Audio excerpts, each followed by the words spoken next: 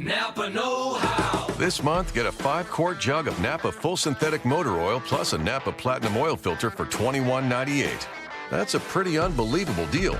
But trust us, it's totally real, but only for a limited time. So get Napa Full Synthetic and a Napa Platinum Oil Filter for $21.98 today. Quality parts, helpful people. That's Napa know-how. Napa know-how. General States pricing. Sales prices do not include applicable state, local taxes, or recycling fees. Offer ends 4/30/19.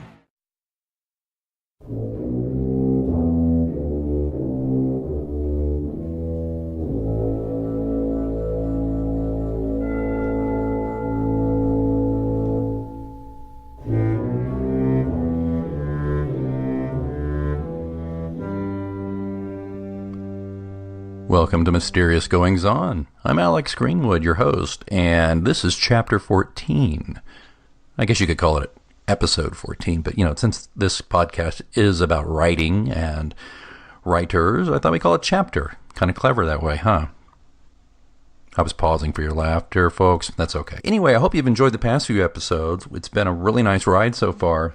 Kind of started this podcast as a bit of a lark, just something to talk a little bit about genre writing from an indie perspective, in particular, an indie author perspective. And I think it's also, frankly, been a way to deal with writer's block in the sense that I don't write when I'm doing the podcast, because lately I've had some trouble getting some stuff off the ground. But that's for another day. Today we're excited to have back, and I think we should just name him kind of like the permanent guest or guest host. Remember on the Americans will remember the Johnny Carson show. He always had like these kind of permanent guest hosts, like the late great Gary Shandling or Joan Rivers or David Brenner. They would kind of come in when he wasn't there. It's not as if I'm not here, but I think it's like my go-to best guest is Jason McIntyre, the author of tons of great books like THALO Blue, On the Gathering Storm, the Dovetail Cove mystery series, which we've talked about previously. He's going to be back. So, Jason, are you there? Here I am. Thanks for having me yet again. Hey, welcome back, man. I appreciate it. It's like a writer in residence. That's it. There we go. I like that. Yeah. Very good. Yeah, and a very prolific, great writer. I mean, it's just amazing when you look at your page. And I don't use the word amazing too often, but I'm somewhat amazed. I am in awe when I look at the volume of work you put out. I'm just looking at your Amazon page, for example, and it's just title after title after title, and they're good titles. Oh, thanks, man. Yeah, and I appreciate that. Well, sure, and I'm excited to talk to you today. There's a novella you did. It's been a few years, but it's one that was #1 with Amazon in suspense, I believe. That's right. Yeah, actually, you jogged my memory on that. A couple of years back, I think it was the third title I put out. And what had happened is I put out On the Gathering Storm, and it had some success, had some downloads. And so I was trying to chase that fire a little bit. So I wanted to put out some things. So I put out The Nightwalk Men, which was kind of unusual at that time because I think indie writers were putting out full-length books, and this was a shorter thing. I think it's about 18,000 words. So in book form, it would be maybe 50 or 60 pages. So it was a bit shorter, but not really a short story. So it was a bit odd that way. And it turned out that at that time, Amazon wasn't really promoting or pushing or even making available free books. Right. It was pretty rare that you got a free book. They didn't actually distinguish between free and paid books. They had a bestseller list for just any of their titles. Mm-hmm. And The Nightwalk Men actually made it to #1 for all of Amazon. Wow. I think it was amazing at that time. I think it was over 34,000 downloads in about 2.5 weeks. So pretty fantastic. So I tried to chase that fire, and I put out 2 short stories and a full-length novel based on the Nightwalk Men universe. Not because it was like a grab for well, I mean it was. Don't get a getter, buddy. I wanted the audience, but to be fair to me, I had the stories in mind for a long time and was just looking for an excuse to write them. Mm-hmm. So 34,000 downloads means, hey, I could probably justify spending a few months writing a full-length novel in this world. So that's what I did, and that's called The Devil's Right Hand. And the Nightwalk Men novella, it basically acts as a prologue to that bigger book. I'm going to read something here. Quote, I'm grateful that the emergence of ebooks has given new life to short fiction, and I'm happy that I discovered this author. Jason McIntyre has a wonderful way of painting worlds with words. Geez, it's like the guy's channeling Rod Serling while Ray Bradbury whispers in his ear, unquote. That's from a review. Wow.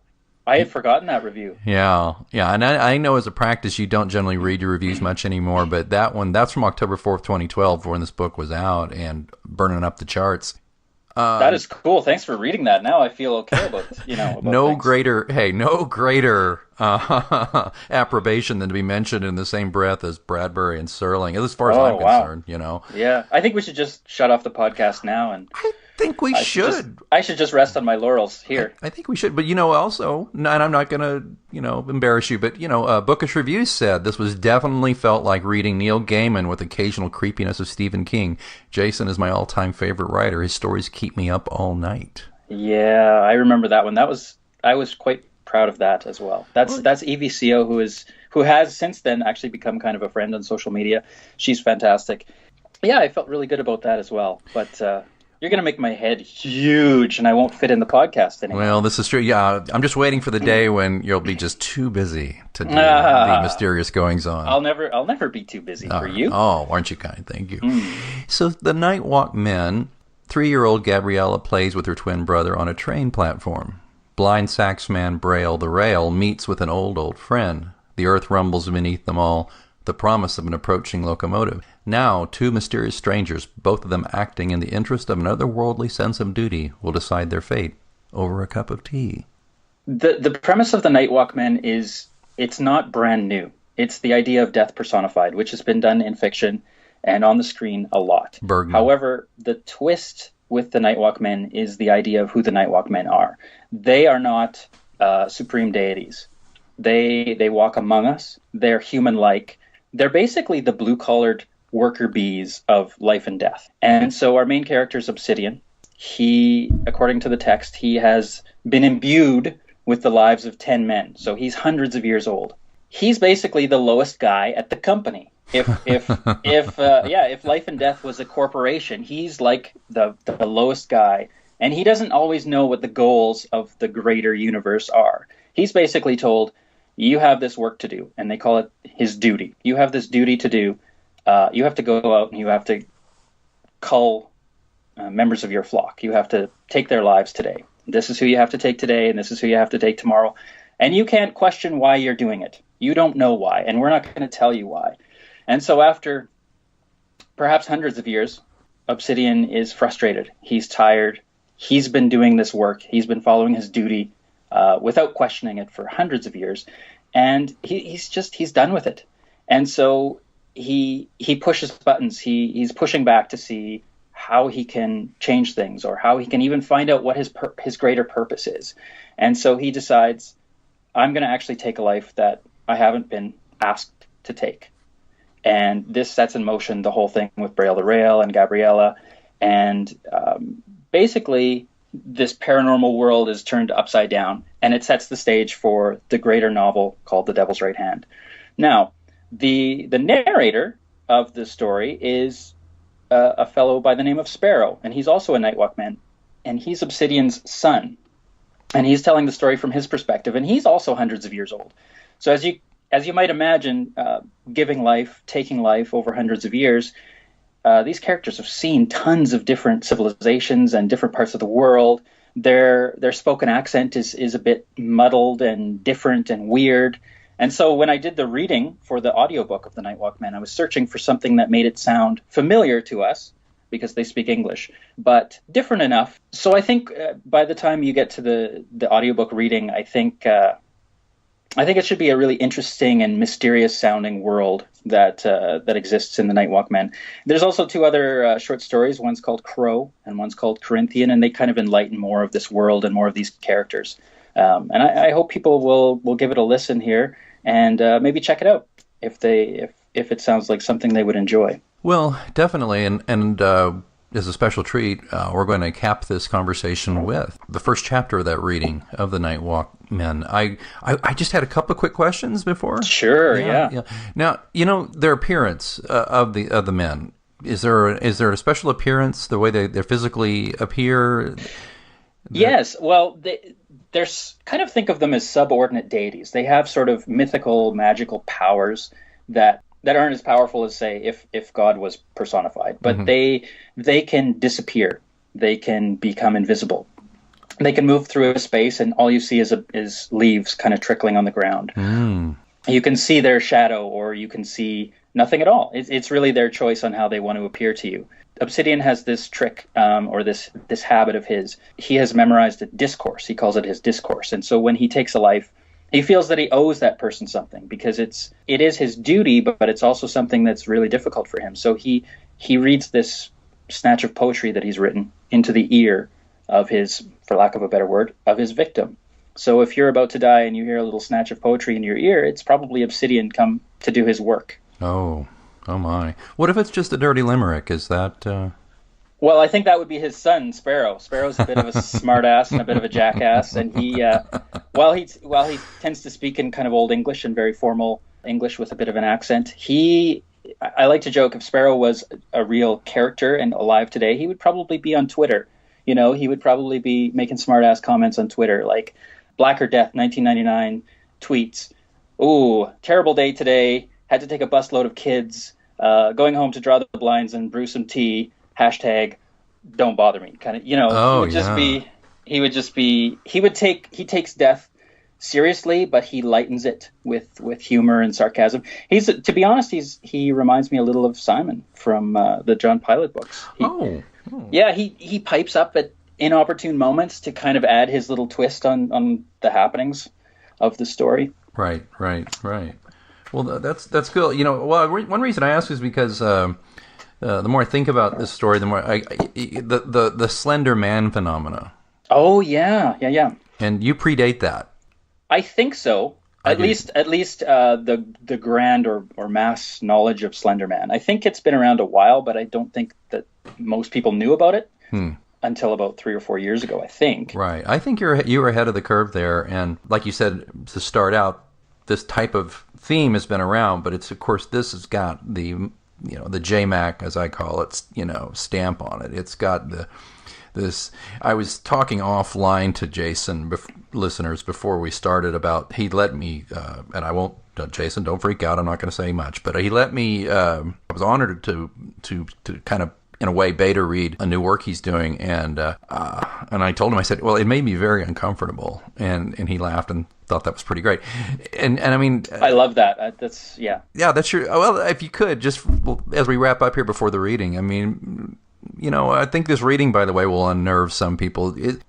You're not seeking to make people comfortable, are you? No, I don't think. I think there's two kinds of fiction, to be honest. Mm-hmm. I think that there's two kinds of storytelling. There's one that is pure entertainment, and to a degree, that pure entertainment can titillate, and to a degree, my writing can titillate. But the other kind of storytelling is the kind that makes you think, makes you uncomfortable, makes you question the reality that we live in. Some readers will hate that. Some readers just want to be purely entertained, and that's totally fine. I've written some purely entertaining fiction that has really nothing of great depth behind it. But I think when I'm firing on all cylinders as a writer, I think the stuff that comes out is more thoughtful.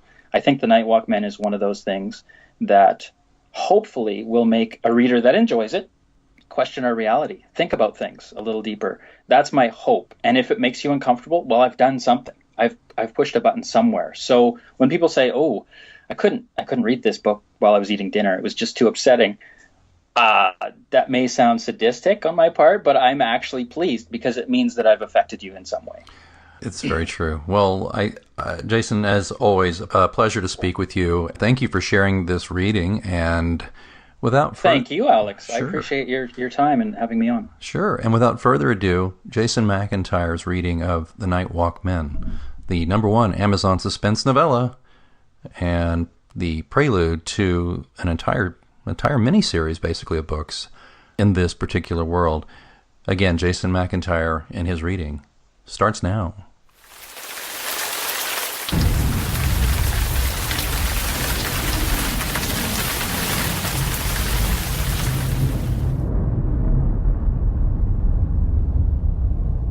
The Nightwalk Men by Jason McIntyre. First, the fuse is burning. You want to chat about the weather first? Well, fine. We can talk about that first, if it's important. Before that, though, you need to know one thing. This is going to be painful. This is going to be a bowling ball dropped from waist height on your toes, a dentist's chair, plus a drill, plus small talk. This is going to be coming down from on high, or finding your spouse in bed with another, or murder-suicide, or heavy metal from the neighbor at 3 a.m. This is going to be the doctor telling you it's inoperable, or a chemical burn on flesh, or pepper spray and a wrongful conviction. This is going to be fire eating your life's work. This is going to be your first time, or your last time. This is going to be 12 fresh body bags going under the yellow tape and into the house at the end of Shepherd Street. This is going to be malevolent eyes in the dark, staring down into a crib at a screaming baby. This is going to be painful. But we can chat about the weather first. That's no big deal. I'll start by telling you something you didn't know. Something you'll probably think is trivial. Something that even your local weatherman likely hasn't heard. More people die when it's raining. Did you know that? Certainly when it's oppressively hot for days and days, even for weeks at a time, you'll hear about the old and the infirm, and how they just can't make it through. How they'll lean back in a chair, fade away, and expire. That happens all the time when it's hot. And during the holidays, that's a big time for us too. You'll have large numbers of folks simply switch off, like a bulb in the attic. The lonely and the depressed, they'll up and do something regrettable while they're alone, or maybe they'll succumb to sheer emotion, 2 outcomes that don't offer an undue option. But it really is raining when the lion's share take that last bow. There's just something about it, something that doesn't jibe with human guts. Dollar for dollar, day for day, soul for soul. It's the rain that finishes most life sentences with that final period.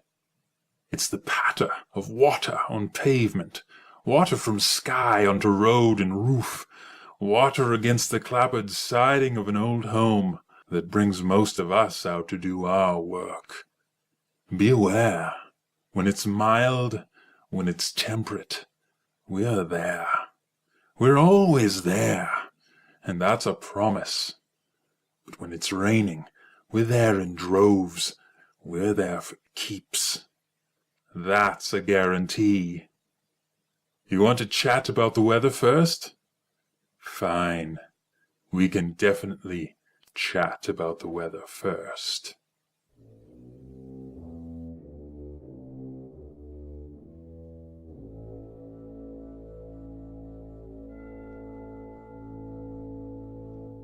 Well, if you were as intrigued by that as I was, you're going to want to get a copy of The Night Walkmen, and that would be easily done by visiting Jason's mothership website, thefarthestreaches.com. That's thefarthestreaches.com. He's, of course, available on just about wherever all ebooks are sold as well, but I would start with his mothership site, because at thefarthestreaches.com you will find just the entire Jason McIntyre body of work. You'll also find blog posts by him and some background, and it's just a good place to start. So again, we at Mysterious Goings On, we're thrilled to have Jason and so honored to have this wonderful reading. We appreciate you listening, and if you enjoyed this show, please leave us a review on iTunes. It would really help keep things moving right along.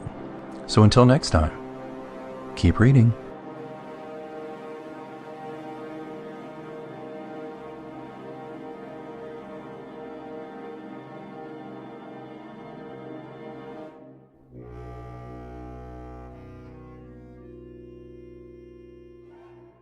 Napa know-how. This month, get a 5-quart jug of Napa Full Synthetic Motor Oil plus a Napa Platinum Oil Filter for $21.98.